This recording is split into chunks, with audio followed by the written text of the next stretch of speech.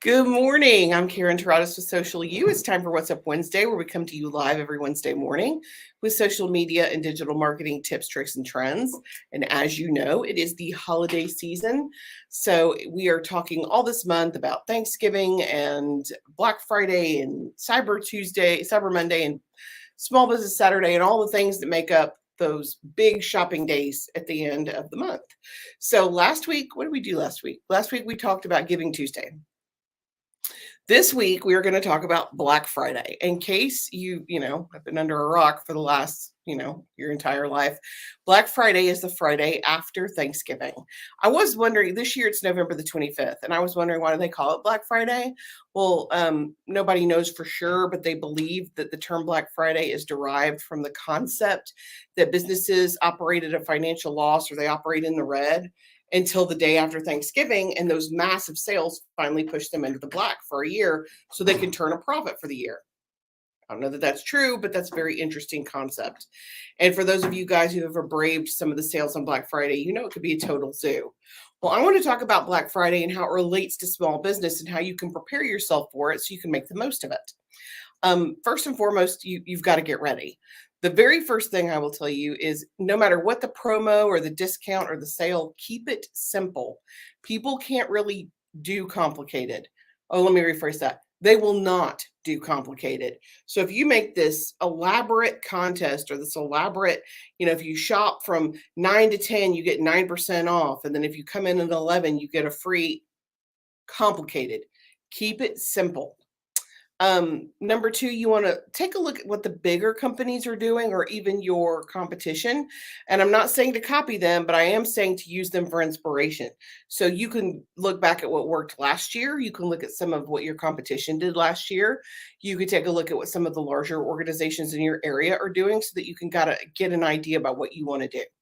Then it's time to create your plan. And your plan needs to include several things. You need to decide, first and foremost, to get creative. You want to use terminology that works for the holidays. You want it to be fun so that it entices people to participate. You want it to be engaging so that, again, so people will share it. You also need to decide what you're going to do. Are you going to do a sale, a discount, a giveaway? We're launching a course, and we're going to offer it for half price on Black Friday. So that's what we're doing. And I feel like half price is a big discount, so it's a good offer.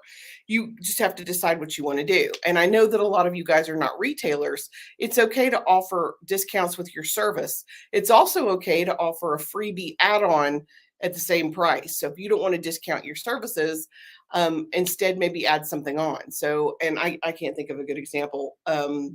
Let's say you're a wedding planner and you don't want to discount your prices, so maybe you add something on, like you have a photographer that who you can make arrangements for a free engagement session, or a free 1-year anniversary session, or whatever it is you're going to add on. So it doesn't always have to be a subtract, it can be an add, but you got to decide what that's going to be. You also need to know exactly what you're promoting so that you can get laser focused on that thing and you're not all over the place. Where are you going to promote it? Are you promoting it on email? Are you promoting it physically in your store? Are you, don't forget email. Email's huge. Are you going to promote it online? Where are you going to start talking about it so that people know about the promotion? And of course, you need to look at ads and an ad budget, because a lot of sales require ads. We work with retailers. Black Friday is a huge day. We have one retailer we work with that their sale will launch Thanksgiving midnight and go through Cyber Monday. And it's huge. It's one of the biggest sales of their year. And we do this by posting and emailing reminders so that people know that it's still going on. Also, it kind of streamlines it when it's online. It needs to count when you are creating your plan and you want it, and you decide what you're going to do. You need to discount it big enough so that it keeps people's attention, gets people's attention. Again, we're doing half price because I feel like that's a good discount and that will work. Make sure your website is ready to accommodate whatever it is you're promoting. Is your website mobile friendly? Can you sell whatever it is you're promoting online? Is your website geared for traffic that you're going to send to it? Just make sure your website's ready to go. Are you able to take payments easily? Let me add easily on there because, yeah, you could take payments, but you want to streamline it so that it works for you. And it might be as simple as creating a PayPal button, or it might be as simple as adding an item to Shopify. But you do need to be able to take payments so that it makes it very easy for your end user. Do you have enough inventory? If this is something that you're physically selling, can you keep up with the demand if you do a huge promotion? And of course, do you have the staff in order to make the sale work?